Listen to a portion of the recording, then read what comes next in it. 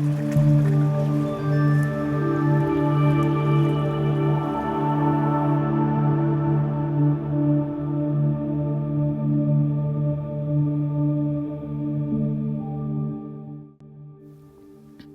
and welcome to my channel. This is Teresa's Crafty Cabana.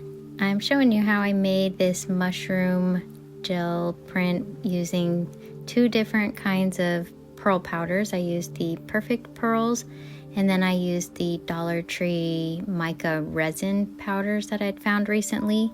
I had a request from one of my viewers that saw my short video and wanted to have a more detailed explanation of how I made it. So in this video, I'm going to show you the steps that I took to make this print.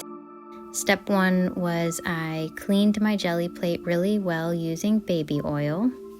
And I used, here are the Dollar Tree resin mica powders and then the Perfect Pearl powders. And I go into a little more detail on these two in another video that I'll link if you're interested. And then this is the stencil that I'm using, the mushroom stencil. I am putting it on my gel plate, I think backwards, upside down. And I do this because if I use words, I always want it to be upside down, so when I gel print, it comes out the right way, because it will come out opposite of what you see on the plate right here. And the stencil that I'm using, it's a Hobby Lobby stencil. They had a big sale on stencils recently, and so I got this one pretty cheap, 87 cents, and they had a lot of different designs too, but I really like this one. So for the first thing I'm going to be doing is just kind of going through pretty slowly. This is actually real time. I'm just going to play all of this in real time, just in case you wanted to color in something similar and follow along.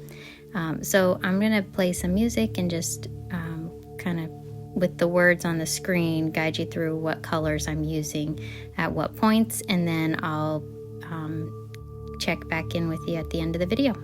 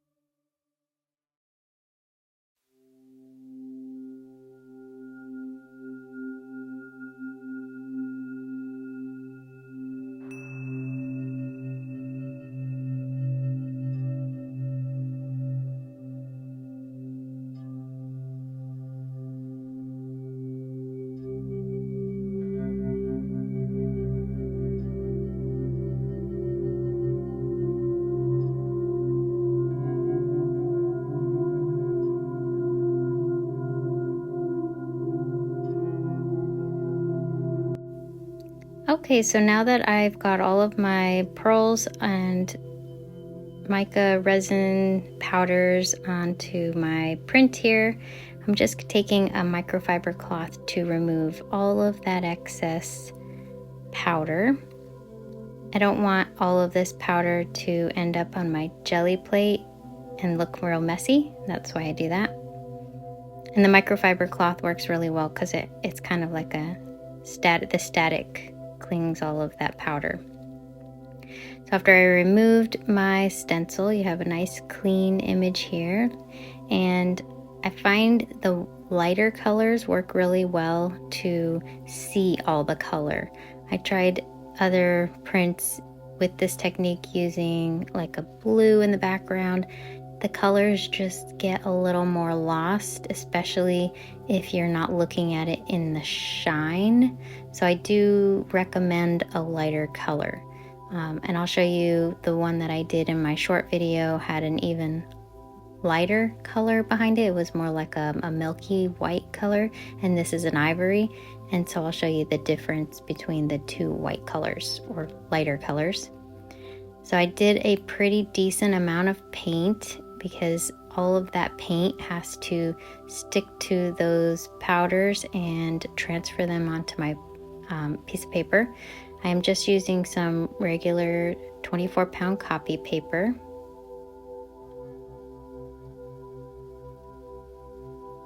Just lining that up real nice, just so it's in the center of my piece of paper.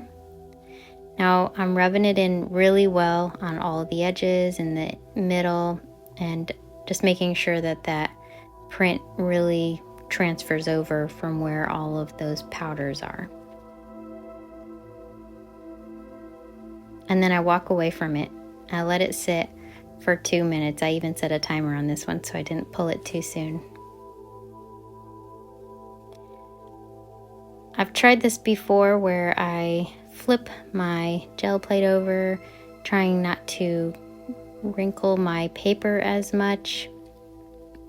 And it mostly works, but you'll see at the end of my pull, the whole jelly plate kind of flips. So if you try this technique, it just takes some practice. I think I've only done it twice, and I've seen other people do this.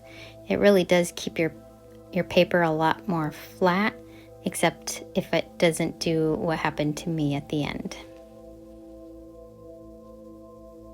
But you can see it's a really nice transfer. Everything's coming off really clean. And whoops, but that's okay. It was the part of the print that I probably won't even end up using. At least all of the pretty part was pulled off. So here is that really pretty shine to this, and it's got those Dollar Tree powders and the Perfect Pearl powders, and they're both very shiny. And this is that first one that I had made on my short video, so you can see the milky white versus the ivory. I really like how it looks on the ivory. It actually stands out pretty well. And I liked it on the white as well. The colors, they looked nice. It looked a little more messy on that one. And then this was one that I didn't do so great because I did not clean my jelly plate with the baby oil first. I had done several prints on my gel plate and just decided to try it. And after I cleaned it with the baby oil, this is the result that I got. So if you're gonna try this technique and you don't want to be disappointed, I would definitely say make your jelly plate as sticky as possible by using the baby oil, and you'll get some really good results if you do that. At least I have. And make sure your paint dries to your paper for at least 2 minutes. And with that, I hope you enjoyed this video and these tips, and I will see you in the next video. Happy crafting!